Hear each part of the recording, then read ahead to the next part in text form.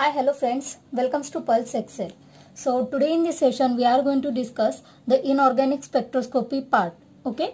So the inorganic spectroscopy, in that we are going to be basically study in this session the ESR and the EPR spectroscopy. Okay. So first of all, you should understand what is the exact meaning of ESR and the EPR over here. ESR means electron spin resonance spectroscopy is also nothing but the EPR. EPR का मतलब यहाँ पर होता है electron paramagnetic resonance spectroscopy. Okay, so now without wasting our time, we are going to be started with our main session. That what is the main key point, that why we are going to be study this ESR spectroscopy in the inorganic part.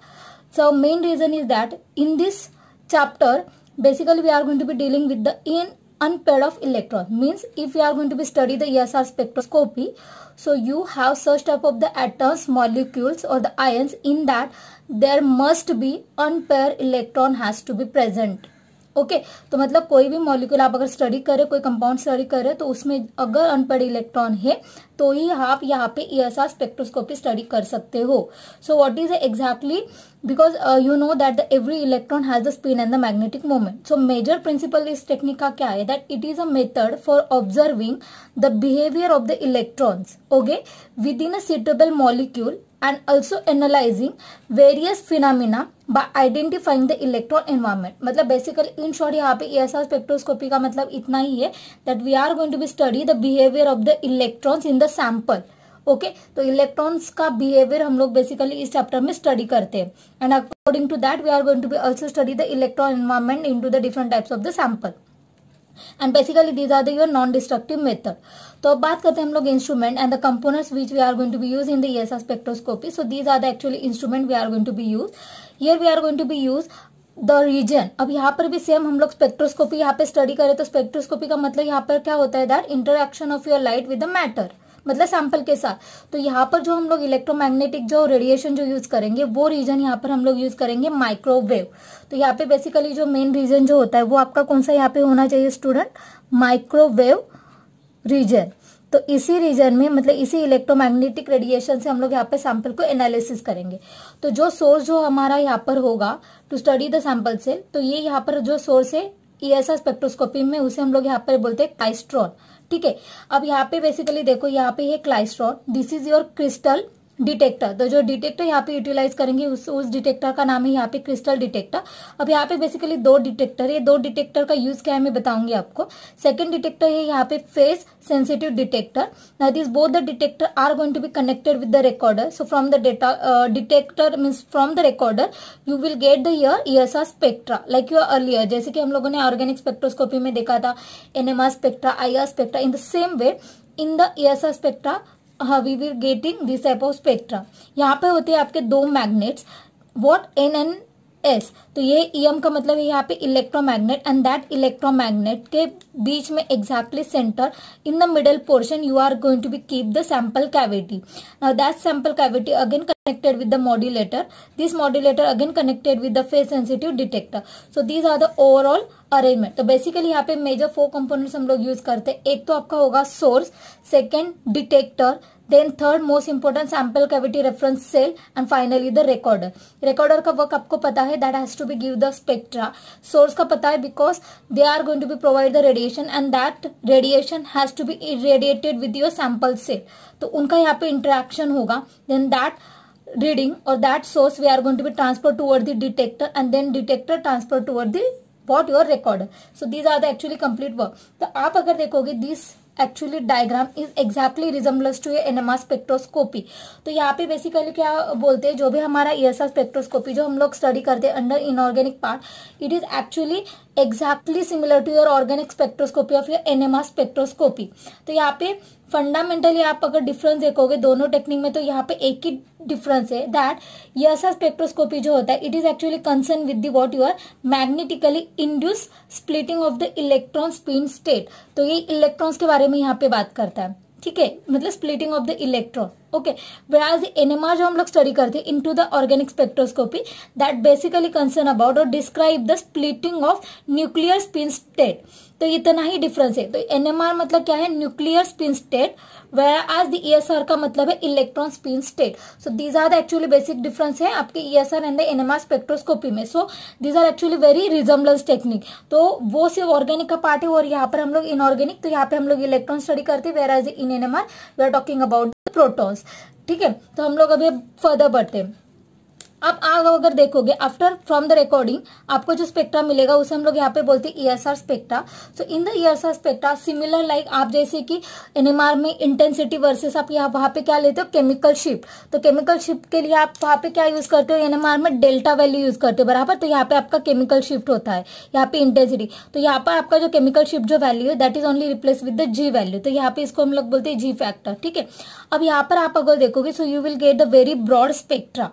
ठीक है, अब यहाँ पे ये very broad जो spectra हमें यहाँ पर मिलता है वो क्यों मिलता है, because when you are going to be unpaired electron जो होते हैं when it is going to be irradiate with the your microwave radiation, तो वो क्या होते हैं ग्राउंड से टू एक्साइटेड, उनका क्या होता है एक्साइटेशन होता है। और एक्साइटेड स्टेट में जो हमारा इलेक्ट्रॉन का जो सैंपल होता है उसका जो लाइफ स्पैन होता है वहां पे बहुत कम होता है, लाइक 10⁻⁻⁶ और सेकेंड, मतलब जो उसका लाइफ स्पैन कितना होता है, सिर्फ ओनली कितना होता है 10⁻⁶ second or less than that, so that coming to immediately come back to the ground state. So because of that what will happen, there gives a very broad spectra. अब वो कैसे मिल रहा है उसका रीजन बता, जैसे कि आपको पता होगा अकॉर्डिंग टू अनसर्टेनिटी प्रिंसिपल ये डेल्टा पी मतलब मोमेंटम एंड डेल्टा एक्स मतलब पोजीशन, वो हम लोग एक्चुअल लोकेट नहीं कर सकते। सो वी शुड कंडीस, एक्चुअली वो होता है h/4π मतलब कांस्टेंट वैल्यू होती है। तो ये होता है अगर we are going to be comparison the same with the ESR spectra, तो यहाँ पर हम लोग बात करेंगे these are the width of your spectra and the delta T मतलब रिलैक्सेशन टाइम। ठीक है, is equal to what, constant, because ये पोजीशन ये है आपका मोमेंटम। तो अगर मैंने डेल्टा टी को यहाँ पे कन्वर्ट किया तो आपको ये मिलेगा 1/डेल्टा टी। इसका मतलब क्या है, यहाँ पर अगर मेरा यहाँ पे रिलैक्सेशन टाइम इंक्रीज होगा तो मेरा डेल्टा विड्थ यहाँ पे क्या होगा, डिक्रीज होगा। अगर ये यहाँ पे मेरा डिक्रीज होगा तो मेरा विड्थ यहाँ पे क्या होगा, इंक्रीज होगा। तो यहाँ पे मेन क्या याद रखना है, मैंने क्या बोला, अगर डेल्टा टी कम है तो ये क्या होगा, आपका विड्थ ज्यादा होगा। तो जैसे ही मैंने बोला लाइफ टाइम कितना यहाँ पर अभी रिलैक्सेशन टाइम जो यहाँ पर है इलेक्ट्रॉन का एक्साइटेड वो बहुत कम है, तो because of that relaxation time will be very less, so that will give the what, delta we delta W, मतलब वो क्या होगा, ब्रॉड आपका जो बैंड जो होगा उसका जो विड्थ होगा वो ज्यादा बढ़ेगा। तो because of that we will get here broad spectra. तो यहाँ पे देखो एक स्टेटमेंट बहुत जरूरी है, that so when the life time of the electrons in the excited state decreases the lines are going to be broader. ठीक है, तो वो क्यों, बिकॉज उसका लाइफ स्पैन वहां पे कितना होता है, ओनली 10⁻⁻⁶ और लेस देन दैट। ठीक है, अब उसके बाद हम लोग बात करते हैं, but we are not gain, because यहाँ पर हमें क्या मिलता है, ईएसआर में we are getting the so many lines of the spectra. तो इसके लिए अभी हमें क्या चाहिए, यहाँ पे फाइन एंड शार्प, जैसे हमें एनएमआर स्पेक्ट्रोस्कोपी में कैसे मिलते हैं, एकदम फाइन लाइन्स मिलता है, बराबर। तो to getting the sharp band अब हमें यहाँ पे क्या करना है, जो इंटेंसिटी होती है उसके हम लोग फर्स्ट डेरिवेटिव यहाँ पर लेते हैं। ठीक है, so by taking the first derivative of your intensity you will get over your what, sharp peak. तो यहाँ पे एकदम एग्जैक्टली आपको शार्प फाइन स्पेक्ट्रा मिलेगा। ठीक है, तो एग्जैक्टली जैसे मैंने बोला था why we are going to be use, तो यहाँ पे क्या होता है, after getting the crystal detector आपको ये डेटा मिलेगा। Now to convert this intensity into the first derivative, ये रोल यहाँ पर कौन करता है, basically phase sensitive detector. Okay, so through the phase sensitive detector this intensity is going to be converted into the first derivative and then that will be given by to the recorder, और फिर वो data हम लोग transfer करते हैं recorder को and then recorder will gives you such type of the spectra। तो ये बहुत इंपॉर्टेंट रोल है यहाँ पर फेज सेंसिटिव डिटेक्टर का, कि फेज सेंसिटिव डिटेक्टर क्या करता है, इस इंटेंसिटी ग्राफ को फर्स्ट डेरिवेटिव में कन्वर्ट करके वो आपको यहाँ पे ईएसआर स्पेक्ट्रा कन्वर्ट करके देता है। सेकेंड थिंग यहाँ पे इंस्ट्रूमेंट में आप अगर देखोगे यहाँ पे जो हम लोग यूज करते हैं वॉट एवर द इलेक्ट्रोमैग्नेट, उनका जो यहाँ पे मतलब कौन से यहाँ पे उनका सोर्स होना चाहिए कितना, तो बेसिकली उनकी जो रेंज होती है स्टूडेंट वो होती है 104 से लेकर के 106 मेगाहर्ट्ज। तो यही फ्रीक्वेंसी जो रीजन होता है हमारा माइक्रोवेव, इतने ही फ्रीक्वेंसी रीजन में हम लोग सैंपल सेल को यहाँ पे डिटेक्ट करते हैं। तो वहां पे जो उनका एग्जैक्टली जो फ्रीक्वेंसी होती है वो होती है 104 से 106 मेगाहर्ट्ज तक। ठीक है, तो बेसिकली मैग्नेटिक जो फील्ड जो यहाँ पे जनरेट होता है वो होता है basically 3600 Gauss. Okay, so these are the actually what your absorbance frequency. What 3600 Gauss is will absorption frequency for the free electron. Okay, now which is exactly about to how much megahertz. तो ये megahertz कितना होगा, अगर Gauss को मुझे convert करना है तो exactly your 10,000 megahertz which actually falls into the what your microwave region. ठीक है, तो ऐसे हम लोग उसको इतने ही सोर्स में हम लोग उसको सैंपल सेल को उसमें स्टडी करते हैं. तो ये आपको यहाँ पे याद रखना है. तो what will happen that your sample has to be irradiated into this microwave region, microwave generator में, and then you will get over your ESR spectra. ठीक है. और सेकेंड यहाँ पे मैं बताना चाहूंगी, जो भी सैंपल सेल यहाँ पर हम लोग लेते हैं, जो भी हमें सैंपल यहाँ पर स्टडी करना है, उनका जो कॉन्सेंट्रेशन होता है, that concentration of the unpaired electron और concentration of the sample radical जो होगा, that has to be as low as your 10⁻⁻² molar. इतना होना चाहिए. कितना? 10⁻² नहीं, सॉरी, -12 मोलार. इतना कम कॉन्सेंट्रेशन होना चाहिए. तो वही concentration of sample of the radicals we are going to be study under this ESR spectroscopy. ठीक है, तो ये completely पार्ट हुआ अभी आपका instrument and what are the component and what are their roles. ठीक है, after understanding this particular part, the major part of this ESR spectra will be that the number of lines. अब यहाँ पे क्या होता है student, generally, just a minute student. ठीक है, तो अब देख लीजिए, अब यहाँ पे क्या होता है, similarly when your sample has to be irradiate with the microwave radiation, तो ये यहाँ पर एनर्जी, तो वो यहाँ पे क्या होगा, द इलेक्ट्रॉन जो होता है यहाँ पर which is first into the degenerate state. मतलब मान लीजिए यहाँ पर मेरा एक इलेक्ट्रॉन है, अब यहाँ पे वो क्या है, डिजनरेट स्टेट में, जैसे उसका एक्साइटेशन होगा, they are going to be split into the 2 levels. बराबर, तो यहाँ पर एक लेवल होगा, यहाँ पर एक लेवल होगा. तो वो एनर्जी का लेवल मतलब ये है that they are going to be split into the 2 levels. ठीक है, अब यहाँ पे जो होता है उनके यहाँ पे 2 पॉसिबिलिटी है ओरिएंटेशन के under the your magnetic field. So the 2 orientation correspond to the magnetic quantum number. अब ये जो है व्हाट द 2 पॉसिबल जो हमारे orientation that correspond to what your magnetic quantum number. तो वो मैग्नेटिक क्वांटम नंबर मतलब कौन सा है आपका, एक होगा आपका +½ whereas another one will be a -½ so that actually define the 2 energy levels and the 2 energy state. Now these state actually we are going to be what differentiate by what your delta E. अगर ये दोनों को मुझे differentiate करना है तो वो हम लोग किसे डिफरेंशिएट करते हैं, बाय द डेल्टा E. अब डेल्टा E सबको पता है, delta E is nothing but what your hν. बराबर, बट यहाँ पर ये जो आपका delta E it is actually correspond to equation. तो ये इक्वेशन बेसिकली यहाँ पर क्या होता है student, that GE beta E and the B0. तो ये बीटा है और ये B0, यहाँ पे कंफ्यूज मत होना. अब इसका मतलब यहाँ पे क्या है, G का मतलब यहाँ पे होता है प्रोपोर्शनलिटी कांस्टेंट फैक्टर, जिसे हम लोग यहाँ पर गायरोमैग्नेटिक जो आपका रेशियो वो भी हम लोग इसको बोलते हैं. सेकंड B0 का मतलब यहाँ पर है मैग्नेटिक फील्ड, जो यहाँ पर मैंने दिखाया, because under the magnetic field your sample has to be irradiate. तो ये हुआ आपका B मतलब β0. इसकी वैल्यू मतलब मैग्नेटिक फील्ड आप कितना अप्लाई कर रहे हो. प्रोपोर्शनलिटी कांस्टेंट G की वैल्यू हमेशा होती है आपकी 2.003. पर अगर मान लो अगर कोई फ्री रेडिकल आपको approximately under the ESR spectra study करना है, so this value will be very approximately close to the 0.003. तो ये वैल्यू ये होती है. Then magnetic moment beta E का मतलब होता है magnetic moment of electron which is also having the same value 9.27 into 10⁻⁻24 joule tesla. अब ये जो वैल्यू होती है स्टूडेंट, ये वैल्यू यूज करके आपको ESR स्पेक्ट्रोस्कोपी के सो मेनी क्वेश्चंस आते हैं that you should calculate the frequency वगैरह वगैरह, या फिर you should calculate the GE, you should calculate the magnetic field. So based on this formula also you will get the so many question. अब अगर मान लो मैंने इस इक्वेशन को रीअरेंज किया तो मुझे यहाँ पे रेजोनेंट जो फ्रीक्वेंसी मिलेगी वो मिलेगी G beta B upon H. H again is the proportionality constant. So through this you can calculate the resonance frequency for the various sample molecule. So based on this formula also you will get the lots of question over here. So you should remember that. ठीक है, आप अगर यहाँ पर देखोगे तो हम लोगों ने यहाँ पे बात किया था that these are going to be depending upon your magnetic quantum number. तो वैसे अब यहाँ पे होता है एक nuclear spin quantum number which is also denoted by the I. अब यहाँ पे मान लो अगर आपका यहाँ पे I इज इक्वल टू 0 होता है तो यहाँ पर आपको EPR स्पेक्ट्रा नहीं मिलता है, बिकॉज यहाँ पर हम लोगों ने पहले ही बोला था दैट यहाँ पे I जो होता है आपका वहाँ पे अनपेड इलेक्ट्रॉन है जिसकी वैल्यू यहाँ पे हमेशा होती है आपकी हाफ. बट अगर यहाँ पे आपको I इज इक्वल टू 0 मिल रहा है तो in that case you will not get the EPR spectra. So those are the examples having in which your I is equal to 0. So we will not get here EPR spectra. That you should clear. तो ये point यहाँ पे बहुत जरूरी है that you should remember. ठीक है, तो यहाँ तक था ये बेसिक पार्ट।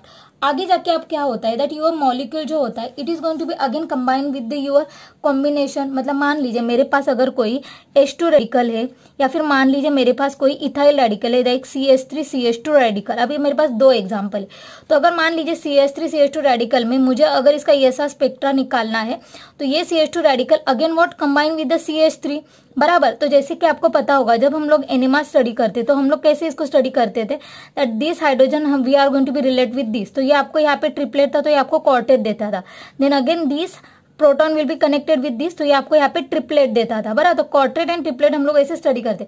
तो इन the same way ESR spectra में इसको हम लोग जब स्टडी करते दोनों को in terms of the what your electron spin and the nuclear spin after the coupling, तो उस टेक्निक को यहाँ पे स्टूडेंट हम लोग बोलते हैं हाइपरफाइन स्प्लिटिंग या फिर also we can say hyperfine coupling या फिर also we can say electron nuclear interaction. अब ये स्टूडेंट बहुत पार्ट जरूरी है। आप अगर गेट एग्जाम सेट या नेट एग्जाम के लिए प्रिपेयर कर रहे हो तो from this portion from this concept 100% you will get the so many question. तो हाइपरफाइन स्प्लिटिंग आपको किसी भी तरह से समझना है और रेजोनेंट फ्रिक्वेंसी से जो आपको न्यूमेरिकल्स आएंगे वो आप अगर फाइनल एग्जाम में प्रिपेयर करते हो तो थ्योरेटिकल पेपर में डेफिनेटली इसके ऊपर भी आपको क्वेश्चन आते। तो ये फॉर्मूला आपको याद रखना बहुत जरूरी है। तो पहले तो स्टडी समझ लीजिए कि हाइपरफाइन स्प्लिटिंग क्या होता है। पहले मैं पढ़ाती हूँ आपको, मतलब पूरा रीड करती हूँ देन आपको समझाती हूँ। देख लीजिए क्या होता है व्हेन द अनपेयर्ड इलेक्ट्रॉन मान लीजिए इन द मॉलिक्यूल प्रेजेंट है it is going to be delocalized over the whole molecule, so it may interact with the many nuclei possessing the magnetic moment in the molecule। मतलब अगर मान लीजिए यहाँ पर कोई मेरा अनपेयर्ड इलेक्ट्रॉन है when it is going to be delocalized into the surrounding, तो उसके चांसेस कि वो दूसरे न्यूक्लिया जो आपका अनदर जो पार्ट है उसके न्यूक्लिया के साथ भी उनका इंटरेक्शन हो बराबर। तो ये जब इंटरेक्शन उनमें होता है उसी इंटरेक्शन को यहाँ पर बोलते हैं हम लोग हाइपरफाइन स्प्लिटिंग। मतलब क्या होता है to cause further splitting of the electrons resonance line जिसे हम लोग बोलते हैं ESR signal splitting which is nothing but what interaction between the electron spin and the nuclear spin. What I'm saying electron spin and the nuclear spin I is not equal to 0। यहाँ पे आपको याद रखना है in the some molecule and which is called as what your hyperfine coupling मतलब hyperfine splitting, जिसमें आपको यहाँ पे क्या मिलते हैं number of lines you will gate. अब यहाँ पे ये नंबर ऑफ लाइन्स जो होते हैं इसका एक फॉर्मूला होता है और ये फॉर्मूला स्टूडेंट बहुत जरूरी है। ये आपको किसी भी हालत में याद रखना है। आपको अगर यहाँ पे कैलकुलेशन करना है हाइपरफाइन स्प्लिटिंग मतलब कपलिंग तो आपको 2ni+1 का फॉर्मूला किसी भी हालत में यहाँ पे याद रखना है। अब यहाँ पे ये फॉर्मूला का मतलब ये हमें बताता है कि आपको जो गिवन मॉलिक्यूल्स है उसमें basically how many lines you will gate. Coupling मतलब वही आपको जैसे कि मैंने आपको यहाँ पर बताया था दैट ESR स्पेक्ट्रा मतलब यहाँ पर आपको क्या मिलता है you will get the lines. ठीक है when it is going to be irradiate with the microwave region. तो वो लाइंस कितने, तो ये कहाँ से हमें पता चलता है बाय यूजिंग दिस फॉर्मूला। अब यहाँ पे n का मतलब स्टूडेंट क्या है नंबर ऑफ इक्विवेलेंट न्यूक्लिया। याद रखो फॉर्मूला मैंने बोला है number of equivalent nuclei where I is equal to what your spin. अब स्पिन होता है आपका इधर 1 होगा या फिर 1/2 होगा या फिर 3/2 होगा but it should not be 0 that you should keep in mind. I की वैल्यू यहाँ पे 1 हो सकती है 1/2 हो सकती है 2 हो सकता है 3/2 हो सकता है etcetera. So these are the so many values. n जो होता है नंबर ऑफ इक्विवेलेंट न्यूक्लिया अभी आपका 0 हो सकता है 1 2 3 4 5 6 एक्सेट्रा। ठीक है तो ये आपको फिगर आपको याद रखना है। बट अब यहाँ पे दो कंडीशन होती है, ये दोनों कंडीशन यहाँ पे स्टडी करना बहुत जरूरी। एक देख ले because by using this two condition we are talking about the intensity of your lines. अब मान लीजिए if only one nucleus interacting, अब मान लीजिए आपको जो भी सैंपल दिया है उसमें सिर्फ ओनली वन न्यूक्लियस यहाँ पे इंटरैक्ट हो रहा है तो आपको जो भी लाइंस यहाँ पे मिलेगी on lines have equal intensity. तो सबकी इंटेंसिटी वहां पे क्या होगी इक्वल होगी। बट मान लीजिए अगर मल्टीपल न्यूक्लिया इंटरेक्शन हो रहा है मतलब एक से ज्यादा अगर न्यूक्लिया वहां पर आपके इंटरेक्ट हो रहे तो यहाँ पे डिस्ट्रीब्यूशन जो होता है derive base upon the spin. तो यहाँ पे डिस्ट्रीब्यूशन जो होगा वो किसके ऊपर बेस डिपेंड होगा derive base upon the spin. मतलब वहां पे आपका स्पिन क्या है I मतलब जो आपकी I की वैल्यू है वो 1 है हाफ है 2 है 3/2 है depending on that you will get the your intensity. So to understand the intensity pattern you should first understand that how many nucleus are going to be interacting whether it's a one nucleus और whether it's a multiple nucleus. For example यहाँ पे मैं आपको बता दी suppose आप यहाँ पे आपके स्पिन की वैल्यू है हाफ। ठीक है तो आपने एनएमआर स्पेक्ट्रोस्कोपी में मैंने आपको बताया था वहां पर एक्चुअली क्या होता था suppose you will get this type of the spectra जब आपको ऐसे मिलता था। ठीक है ऐसे आपको कुछ स्पेक्ट्रा मिलता था तो दो लाइंस का जब आप डिस्टेंस निकालते थे उसको आप वहां पे एनएमआर स्पेक्ट्रोस्कोपी में क्या बोलते थे J value. What your picking J value. तो उसी तरह से जब आप ESR स्पेक्ट्रा में जब दो लाइंस के बीच का जो डिस्टेंस निकालते हैं उसे यहाँ पर हम लोग बोलते हैं ए वैल्यू। तो जे रिप्लेस किससे हुआ, सिर्फ ए वैल्यू, और A is nothing but what your hyperfine splitting value. ठीक है, अब मान लीजिए यहाँ पर अगर आपका आई इज इक्वल टू यहाँ पर हाफ है, तो हम लोग पता है पास्कल ट्रायंगल हम लोगों ने NMR में स्टडी किया था, तो सिमिलर वैसे ही यहाँ पर होता है। मान लीजिए अगर यहाँ पे एन की वैल्यू, अगर नंबर ऑफ न्यूक्लिया जो है आपका यहाँ पर 0 है, 1 2 3 4 है, तो उनकी रिलेटिव इंटेंसिटी क्या होगी। अब आई यहाँ पर हाफ है, तो एन के लिए इसकी रिलेटिव इंटेंसिटी इस फॉर्मूला में डाल दो आप, तो आपको मिलेगा यहाँ पे 1 के लिए मिलेगा 1:1, 2 होगा तो 1:1, 3 के लिए 1 3 3 1। ठीक है, तो ऐसे मिलेगा। तो n इज इक्वल टू 1 का मतलब you will get the 2 equal lines, n is equal to 2 मतलब 3 का मतलब यहाँ पे 4 लाइन। सिमिलरली अगर मान लो यहाँ पे मुझे अगर I इज इक्वल टू 1 मेरी इंटेंसिटी है, so you will get the search type of the Pascal triangle आपको मिलेगा for the n is equal to 0 1 2 3 4 value के लिए, ये आपको इंटेंसिटी यहाँ पर मिलेगी। तो n इज इक्वल टू 1 मतलब all 3 lines are the similar. ये कैलकुलेशन करके हम लोगों ने निकाला है by using the number of lines, ये वाले फॉर्मूला में डाल के। ठीक है, n इज इक्वल टू 2 के लिए आपको इतने नंबर ऑफ लाइन्स मिलेंगे। अब ये एग्जैक्टली इंटेंसिटी आपको कैसे कैलकुलेट करना है, द नंबर ऑफ लाइन्स कैसे कैलकुलेट करना है, उसके लिए आप अगर देखोगे तो 2ni + 1 ये फॉर्मूला आपको किसी भी हालत में यहाँ पे क्या करना है student, you have to be remember in this case. ठीक है, तो ये अब n का मतलब मैंने क्या बोला, number of equivalent nuclei, I is equal to your speed. ठीक है, तो ये सारी चीजें यहाँ पर आपको क्या करनी है, याद रखनी है। अब हम लोग बात करते हैं कि एग्जाम में इसके ऊपर आपको ना student so many questions are going to be coming. तो एग्जाम में क्वेश्चन कैसे आएगा, that give the number of hyperfine lines in the following sample, मतलब ऐसे क्वेश्चन आपको आते हैं। मैं चाहिए तो यहाँ पे लिख के देती हूँ। Now we are going to be started with the actual me examples के बारे में हम लोग बात करते हैं। So this type of actually questions are coming to into the examination, मतलब पूछ सकते हैं that gives the number of hyperfine lines in the following sample. मतलब आपको पूछ सकते हैं कि आपको जो गिवन सैंपल है उसमें नंबर ऑफ हाइपर लाइन्स कितनी है, या फिर ऐसे हो सकता है क्वेश्चन आपको which of the following molecule species will show same number of hyperfine lines with the same intensity ratio. मतलब दो एग्जांपल में से आपको दिखाना है कि कौन से मॉलिक्यूलर स्पीसीज के सेम हाइपरफाइन लाइन्स है with the same intensity ratio, या फिर सिंगल स्ट्रक्चर में पूछ सकते हैं कि उसमें कितने हाइपरफाइन लाइन्स है। और नेट एग्जाम में ये क्वेश्चन बहुत बार आ गए। तो फर्स्ट हम लोग एग्जाम्पल लेते हैं। सपोज मान लीजिए मेरे पास यहाँ पर H2 कैटायन रेडिकल है। ठीक है, H2 कैटायन रेडिकल आपको दिया हुआ, तो इसका मुझे क्या निकालना है, हाइपरफाइन। तो सबसे पहले तो क्या करना है आपको, जैसे आपको यहाँ पे एग्जांपल मिले उसका आप पहले स्ट्रक्चर ड्रॉ कर लो। तो H2 का स्ट्रक्चर कैसे होता है, कुछ इस तरीके से होता है। तो ये हुआ, इसको बोलते हैं हम लोग कैटायन रेडिकल। ठीक है, so after getting this structure आपको फॉर्मूला पता है क्या है, 2ni + 1, ये फॉर्मूला में आपको वैल्यू डालनी है। ठीक है, अब 2 तो मुझे पता है, n का मतलब है number of what equivalent nuclei. Nuclei मतलब यहाँ पे कितने हैं, 2 हाइड्रोजन से, तो एक इसका भी न्यूक्लियस होगा, इसका ही भी न्यूक्लियस होगा, बिकॉज दोनों इंटरेक्ट होंगे। तो वैल्यू यहाँ पर उसकी क्या होगी, 2 न्यूक्लिया होगी। अब I कितना है यहाँ पर, हाइड्रोजन अनपेड इलेक्ट्रॉन के लिए हाई कितना होगा, इसके लिए आपका हाफ वैल्यू होगी उसकी, +1। तो 2 टू गेट कैंसल, 2 × 1 2, तो यहाँ पे क्या होगा 2 + 1, तो इसका मतलब यहाँ पे क्या है आपका 3। तो इसका 3 का मतलब आंसर होता है, इसको हम लोग यहाँ पर बोलते हैं ट्रिपलेट। तो इसका मतलब यहाँ पे क्या हुआ student, the number of hyper fine line जो आपको यहाँ पे मिली H2 कैटायन रेडिकल के लिए, वो कितनी यहाँ पर मिली हमें, 3 लाइन्स मिली।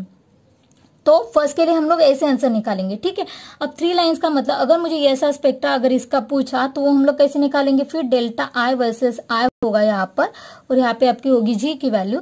तो ये ग्राफ कुछ इस तरीके से होगा, देख लीजिए। ठीक है, और ऐसे 3 वैल्यूज आपको 3, मतलब अगर सिंपल स्पेक्ट्रा में दिखाना है 1 2 3, तो ऐसे आपको लाइंस मिलेंगे। तो 3 lines you will get for the H2 radical. अब इसका इंटेंसिटी अगर रेशियो आप देखते हो तो यहाँ पर मेरी I की वैल्यू क्या आती है स्टूडेंट, हाफ है। तो 3 लाइंस है, तो इसका मतलब यहाँ पे रेशियो आपका क्या होगा स्टूडेंट, 1:2 2:1। तो ये हुआ उसका intensity ratio. So this is how you should solve all the question. अब मैं यहाँ पे आपको सेकंड एग्जांपल बताती हूँ। मान लीजिए मेरे पास अब दिया है सेकंड एग्जांपल, ये फर्स्ट एग्जांपल, सेकंड एग्जांपल दिया है CH3 रेडिकल।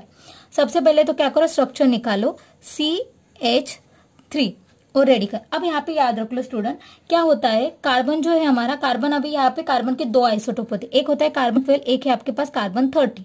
अब आप अगर देखोगे इसका जो अबंडेंस होता है कार्बन 13 का वो है ओनली 1.1%, वेयर एज कार्बन 12 जो होता है वो है 90.99% in terms of abundance. But अब यहाँ पे क्या होता है, आप अगर 12 जो ये फिगर देखोगे which is actually very easily divisible by your 4, तो ये यहाँ पे उसकी आई की वैल्यू कंप्लीटली क्या हो जाती है यहाँ पर 0, मतलब it is what dilute nuclei. तो because of this dilute nuclei nature यहाँ पर जो होता है कार्बन की जो वैल्यू होती है that is going to be 0, तो वो यहाँ पर हमें वैल्यू प्रोवाइड नहीं करेगी because of the I is equal to 0। तो यहाँ पर जो ऐसा स्पेक्ट्रा में जो पार्टिसिपेशन होगा सिर्फ वो किसका होगा, सिर्फ ये 3 हाइड्रोजन न्यूक्लिया का। ठीक है, तो इसका कैलकुलेशन जब आप करोगे so what value you will get over here, so 2ni+1, so 2 into, अब n मतलब number of equivalent nuclei, so 3 nucleus है 1 2 3, तो आई यहाँ पे क्या हुआ आपका student is going to be completely half होगा हाइड्रोजन के लिए +1। ठीक है, अब यहाँ पे आप अगर कैलकुलेशन करो 2 गेट कैंसिल, 3+1 आया यहाँ पर, सो इज इक्वल टू 4। तो इसका मतलब यहाँ पर जो हमें CH3 रेडिकल के लिए लाइन जो मिलेगा, हाइपरफाइन लाइन जो मिलेगा इस स्पेक्ट्रम में, वो कितने मिलेंगे 4। तो जिसके लिए आपका ग्राफ यहाँ पर स्टूडेंट कैसे होगा, देखो 1 2 3 4, so this is our 4 lines. और इंटेंसिटी क्या होगी, बिकॉज आई की वैल्यू यहाँ पर क्या है हाफ, तो 1:3:3:1। ठीक है, so this is how you will get all the spectra over here and these are the actually value. अब फोर्स को यहाँ पर हम लोग स्टूडेंट क्या बोलते हैं जनरली, क्वार्टेट। ठीक है, तो this is how you how to solve. अब मान लीजिए मेरे पास दूसरा कोई एग्जांपल है, मान लीजिए अब यहाँ पर है CH3 CH2 रेडिकल। अब आप अगर देखोगे यहाँ पर CH2 को मतलब मैंने ऐसे ड्रॉ कर लिया, ये है मेरा रेडिकल। अब यहाँ पे है CH3 बराबर। अब देखो आप यहाँ पर आप अगर देखोगे ये इसका एनवायरमेंट सिमिलर है, वैसे ये जो सेकंड जो इस कार्बन को अटैच है ये हाइड्रोजन का एनवायरमेंट यहाँ पे अलग है। तो आप अगर देखोगे जब ऐसा स्पेक्ट्रा मिलेगा तो यहाँ पर एक बात है कि जब आप एनएमआर स्पेक्ट्रोस्कोपी में देखते हो तो इक्विवेलेंट जो भी आपका एरिया होता था प्रोटॉन्स के लिए उसके लिए आपको वहां पे एक ही सिग्नल मिलता था, right. But in the ESR spectra you will get the individual nuclei के लिए यहाँ पे आपको इंडिविजुअल लाइंस मिलती है। So these are the again basic difference between the NMR and the ESR spectra. तो यहाँ पे हर एक इंडिविजुअल कंपोनेंट के लिए यहाँ पे आपको क्या मिलेगी, लाइन्स ऑफ स्पेक्ट्रा मिलेगा। ठीक है, तो अब ये अलग है, तो सपोज इसको मैंने A कंसिडर किया, इसको मैंने B कंसिडर किया, मतलब इस कार्बन का एक एनवायरमेंट हुआ, इस कार्बन के लिए B अलग एनवायरमेंट हुआ। तो इसके लिए अब यहाँ पे कैलकुलेशन क्या होगा, आप अगर देखोगे तो ये 2ni+1। तो अगर मैंने पहले इस फॉर्मूला को आप हर जगह डालने के बजाय आप इसको अगर सिंप्लीफाई करते हो तो देखो यहाँ पे 2n है, आई की वैल्यू तो मुझे पता हाफ है +1, 2 गेट कैंसिल, तो यहाँ पे मुझे फाइनली फॉर्मूला क्या मिलेगा n+1। तो आप अगर ये भी डायरेक्टली फॉर्मूला यूज करते हो तो चलेगा, बट वहां पे आई आपका हाफ होना चाहिए। ठीक है, तो हाइड्रोजन के लिए हाफ हुआ तो n+1 चाहिए। तो अब मेरे पास 2 वैल्यू यहाँ पर, तो पहले हम लोग इसके लिए लेते Na+1 और दूसरा मेरे पास क्या है Nb+1, because 2 environment are there. अब Na में कितने टोटल न्यूक्लिया है, 2 है बराबर, सो 2+1। Nb में 3 न्यूक्लिया है, सो 3+1, 2+1 2, 3+1 नहीं 2+1 3, 3+1 4, सो 3 4 जा 12। तो बेसिकली आप अगर देखोगे सो इथाइल रेडिकल में आपकी कितनी यहाँ पर लाइंस आपको मिलेगी student, you will get the 12 lines. So this is how you should calculate. ठीक है, अब यहाँ पर अगर पूछा जाए कि ये 12 लाइंस, इनका लाइंस हमें कैसे ड्रॉ करना है और इनकी इंटेंसिटी क्या है, तो इनके इंटेंसिटी के लिए आप कैसे करते हो यहाँ पर देख लीजिए, मैं बताती हूँ चाहिए तो। अब देख ले, सबसे पहले तो यहाँ पे हम लोग बात करते हैं क्या बोला है आपको, सबसे पहले तो उन्होंने दिया है 3। ठीक है, तो 3 के लिए इसका मतलब ऐसे हम लोग इसको ड्रॉ करते हैं। So these are my 3 lines. ठीक है, अब 3 जो लाइन्स है फर्दर यहाँ पे कितने में स्प्लिट हो रही है वो लाइन्स आपकी 4 में, मतलब फर्स्ट कितना है यहाँ पर आपका आया 3, then that has to be split into the what 4 lines. तो यहाँ पे हम लोग पहले ड्रॉ करते हैं उसको 4 लाइन्स में। तो ठीक है, तो ऐसे 4 लाइन्स में फर्दर इनका क्या हो रहा है स्टूडेंट, डिवीजन हो रहा है। ठीक है, अब इसका भी फर्दर डिवीजन होगा 4 लाइन्स में। अब आप अगर देखोगे तो पहले तो क्या लिया था 3 का स्प्लिटिंग हुआ, फिर इंटू 4, मतलब हर एक लाइन अभी क्या होगी 4 इसमें स्प्लिटिंग होगी। देख लीजिए ये जो लाइन है मतलब फर्स्ट एरिया, इसकी स्प्लिटिंग कितने में हुई 3। अब जो सेकेंड है वो कितने में स्प्लिट हो रहा है आपका 4 लाइन्स में। फर्स्ट पार्ट स्प्लिटिंग हो रहा है 3 में, सेकेंड जो रेडिकल का जो पार्ट है मॉलिक्यूल का वो हो रहा है 4 में। तो ये लिखा। अब फर्स्ट पार्ट की स्प्लिटिंग कितनी है आपकी 1:1, ये उसका रेशियो है बराबर 1:1। तो मैं इंटेंसिटी कैसे कैलकुलेट कर रही हूँ वो बता रही हूँ। ठीक है, तो ये तो आपको पता है। ठीक है, अब 1:1 का मतलब यहाँ पर क्या होता है, नेक्स्ट आपको क्या निकालना है, इन सबकी वैल्यू निकालनी है। अब 4 के लिए जो वैल्यू होती है यहाँ पर स्टूडेंट वो कितनी होती है आपकी 1 3 3 1, ये होगा 1 3 3 1 1 3 3 1 कंप्लीट। बिकॉज आप अगर देखोगे I is equal to half, मैंने जो पास्कल ट्रायंगल यहाँ पर आपको दिखाया था, आप अगर देखोगे so you will get the 1 2 1 1 3 3 1, ये आपको ऐसे वैल्यूज मिलती है। तो ये आपको यहाँ पे याद रखना है, पास्कल ट्रायंगल्स की ये वैल्यू है, ठीक है। अब उसके बाद आपको नेक्स्ट स्टूडेंट यहाँ पे क्या करना है, after getting this all the values 1 to 1, आपको क्या करना है, ये वाली जो वैल्यू थी इसको ये वैल्यू से मल्टीप्लाई करना है। The below values are going to be multiply with the above value. तो इसका आंसर मुझे क्या मिलेगा, डेफिनेटली 1 3 3 1 रेशियो मिलेगा। अब 2 से मल्टीप्लाई करने का यहाँ पे क्या मिलेगा, 2 1 2 2 3 6 2 3 6 2 1 2। नेक्स्ट रेशियो वही मिलेगा 1:3 3:1। अब अगर टोटल काउंट करो तो देखो 1 2 3 4 5 6 7 8 9 10 11 12, तो ये हुई आपकी 12 लाइन्स जो आपको किसमें मिलेगी, इथाइल रेडिकल में ये 12 लाइन्स मिलेगी और ये इसकी intensity. So this is how we are going to be calculate the intensity. So these are the actually your intensity of for your ethyl radical. सो इतना इजी है, कुछ भी आपको करना नहीं, सिर्फ आपको एग्जाम्पल जो मिलेगा उसको आपको क्या करना है स्टूडेंट, प्रॉपरली याद रखना है कि उसकी इंटेंसिटी कैसे होती है। अब मैं एक साइक्लिक कंपाउंड लेती हूँ बिकॉज आई थिंक सो आपको ओपन चेन में समझ में आया कैसा करना। अब मान लीजिए मेरे पास कोई नैफ्थलीन कंपाउंड है, अब हम लोग लेते हैं साइक्लिक स्ट्रक्चर, सपोज ये नैफ्थलीन है। आप अगर नैफ्थलीन में देखोगे तो हाइड्रोजन मेरे कहाँ पर है, यहाँ पर हाइड्रोजन है, यहाँ पर हाइड्रोजन है, यहाँ पर भी है हाइड्रोजन, यहाँ पर है हाइड्रोजन हाइड्रोजन हाइड्रोजन हाइड्रोजन। तो आपको सिमेट्री देखनी, अगर मान लो ये 2 बेंजीन को फ्यूज किया है, बीच में से अगर मैंने कट किया तो ये जो 4 हाइड्रोजन है इनका एनवायरमेंट सेम होगा, बराबर ये जो मेरे 4 हाइड्रोजन जो मैंने अंडरलाइन किए इनका नेचर यहाँ पर क्या होगा, सिमिलर होगा। तो मतलब एक एनवायरमेंट का एरिया सेम है और this 4 hydrogen giving me the same environment, बराबर। तो अब यहाँ पे देखो ये जो है मेरा फर्स्ट एरिया उसको मैं कंसीडर करती हूँ Na+1 और जो सेकेंड एनवायरमेंट एरिया है उसको मैं कंसीडर करती हूँ Nb+1, ठीक है, Nb+1। तो पहले हम लोग बात करते हैं ये वाले molecule. So this is my A। तो कितने 4 न्यूक्लिया है, 4+1।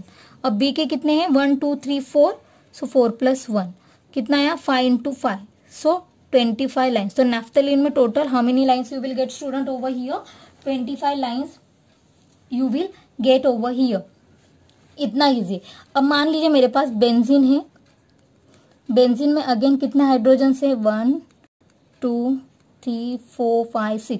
अब बेंजीन में आप अगर सिमेट्री देखने जाओ तो मैंने इसको कट किया तो ये 4 सेम है, इसको कट किया तो ये 4 सेम है, यहाँ से कट करूँ तो ये 4 सेम है। इसका मतलब क्या है, ऑल आर द इक्विवेलेंट। तो यहाँ पर इसके लिए हम लोग कुछ कट नहीं करेंगे, इसके लिए डायरेक्टली फॉर्मूला क्या होगा, 6 न्यूक्लियर जो सेम एनवायरमेंट में, तो 6+1। तो यहाँ पे हमें कितने लाइन्स मिलेंगे बेंजीन में, you will get the 7 line, जिनका रेशियो क्या होगा यहाँ पे 1:6:15 20 देन अगेन 50:6:1। अब क्यों, बिकॉज आपका जो नंबर ऑफ न्यूक्लियर जो एन की वैल्यू यहाँ पर कितनी है 6, तो 1 6 15 20। तो ये पास्कल ट्रायंगल से हम लोग निकालते हैं, ठीक है। So this is how you will get the here intensity.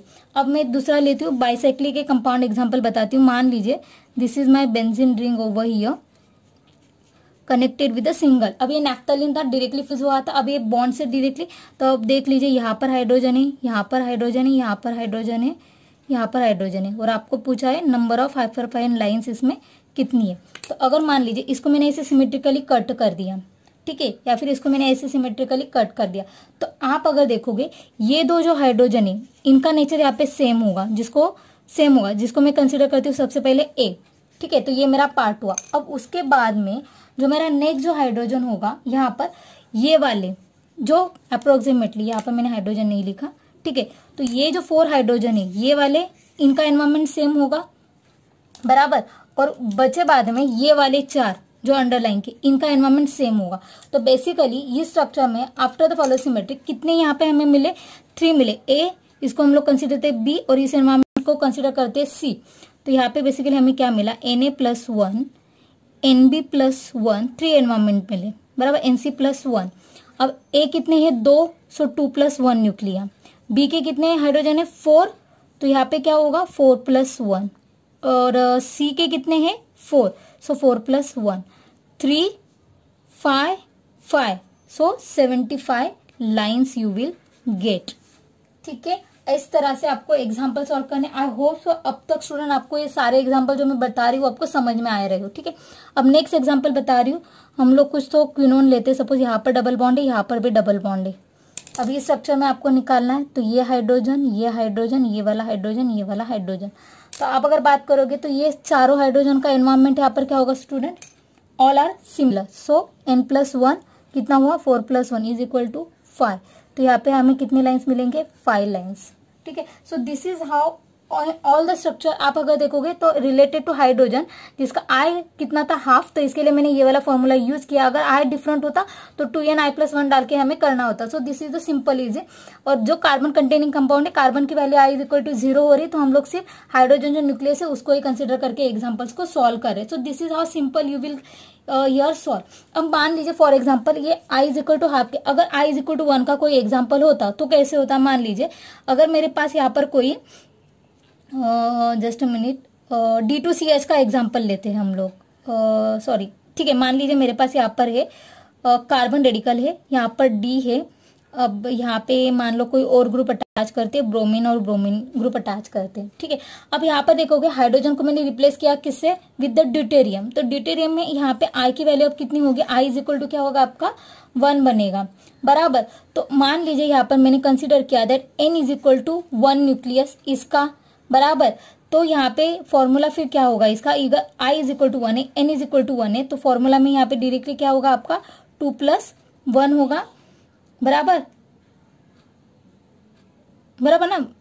देख लीजिए, चाहिए तो मैं पूरा फॉर्मूला 2n(i+1), 2 इंटू n कितना है 1 लिया है, i कितना है 1 है, +1, 2 1 1 1, 2 + 2 यू विल गेट द 4, नहीं सॉरी ये 1 है ना यहाँ पे student, 2n, so 2 1 2 2 + 1 3, so you will gate. तो इसका मतलब अगर i इज इक्वल टू 1 है और आपको इस तरह का कोई ड्यूटेरियम का स्ट्रक्चर मिलता है तो वहां पे आपको यहाँ पे लाइंस कितनी मिलेगी स्टूडेंट, 3 लाइंस मिलेगी। देन ऑल आर इक्वल, क्योंकि मैंने आई में क्या बोला था, अगर 1 न्यूक्लियस तो इसका रेशियो आपको क्या मिलेगा 1:1। So this will be my intensity ratio for this structure, ठीक है। सपोज अगर मान लीजिए यहाँ पे मेरे पास कोई i is equal to 3/2 value है, ठीक है, और आपके पास n इज इक्वल टू 1 है, तो इसमें आप अगर फॉर्मूला डालोगे 2n(i इज इक्वल टू 1), तो पूरा फॉर्मूला आपका क्या बनेगा, देख लीजिए 2 इंटू n कितना दिया है 1, i दिया है 3/2 +1, 2 2 get cancel, 3 + 1, so you will get the 4 lines. तो रेशियो होगा इंटेंसिटी 1:1, 1:1, 1:1, ठीक है। इस तरीके से आपको याद रखना है। या फिर मान लीजिए मेरे पास i इज इक्वल टू 2 होता, तो इसी फॉर्मूले में डालो और आपको यहाँ पे इजीली क्या मिल जाएगा student, you will get the final answer, ठीक है। I hope so student you should understand till now that how you are going to be calculate over here the number of hyperfine lines for the given sample. या फिर आपको अगर पूछा जाए question that show same number of hyperfine line, कि जिसमें same lines आ रहे और इंटेंसिटी रेशियो भी आपके आ रहे, तो आपको वो भी दिखाना आना चाहिए, ठीक है। अब देखो अगर यहाँ पे पूछा जाता है same number of hyperfine lines, तो आप अगर देखोगे यहाँ पर 3 लाइंस आपको मिल रहे हैं और इस स्ट्रक्चर में भी 3 लाइंस मिले, बट क्वेश्चन आपको क्या पूछा है, विद सेम इंटेंसिटी रेशियो। तो आप अगर इंटेंसिटी रेशियो देखोगे तो इस स्ट्रक्चर में ये 1:2:1 है, बट इसका 3 लाइंस के साथ ये 1:1 रेशियो, तो ये आंसर इसके साथ मैच नहीं करेगा। तो आपको ऐसे क्वेश्चन में क्या करना है, जिसमें आपका हाइपरफाइन लाइंस भी सेम होना चाहिए और इंटेंसिटी रेशियो अगर आपका सेम आ रहा है तो ये आप ये क्वेश्चन का आंसर वहां पे लिख सकते हो, ठीक है। तो this is the questions are going to be coming into the your NET examination, ठीक है। आपको अगर ये पार्ट स्टूडेंट समझ में आया तो मैं आपको कुछ यहाँ पे एग्जाम्पल देती हूँ, वो आप सॉल्व कीजिए एंड कमेंट में यूर आंसर। मान लीजिए अब यहाँ पे टाइम है होमवर्क का, जो मैं हमेशा देती हूँ आपको। सो द होमवर्क के लिए आपको अगर ये पार्ट समझ में आया तो मुझे बताओ CH3 रेडिकल के लिए कितने नंबर ऑफ हाइपरफाइन लाइंस यहाँ पर आपको मिलेंगे। सेकेंड है NH रेडिकल के लिए आप मुझे बताना, और मुझे बताना CH2OH रेडिकल के लिए, ठीक है। So comment me your answer that how many hyperfine lines you will get for this radicals, ठीक है। So I hope so you should understand all the part over here student, but still if you have any doubt regarding this you should ask me. I definitely resolve your all the problems, okay. And once again thank you so much watching this video. If you really like this video don't forget to subscribe us. And the one more thing student, comments, because from your comments I should मतलब always understand कि मैं जो आपको पढ़ा रही हूँ आपको समझ में आ रहा है. So I hope so ESR and the EPR spectroscopy आपको definitely समझ में आया होगा कि exactly क्या है, ठीक है. So in the next session ESR spectroscopy के कुछ रूल्स है, Drago's rule and the Kramers rule, वो मैं बताऊंगी degeneracy, because in this session we are talking about only the one unpaired electron. अगर मान लीजिए आपके सिस्टम में एक इलेक्ट्रॉन से ज्यादा अगर मल्टीपल इलेक्ट्रॉन से, तो आप उसका कैलकुलेशन कैसे करोगे, जिसे हम लोग यहाँ पर बोलते हैं Kramers degeneracy rule, okay, G value factor and the Drago's rule, जो मैं आपको नेक्स्ट वीडियो में वो बताऊंगी, ठीक है। तो definitely keep watching so and keep studying, ठीक है। Once again thank you so much.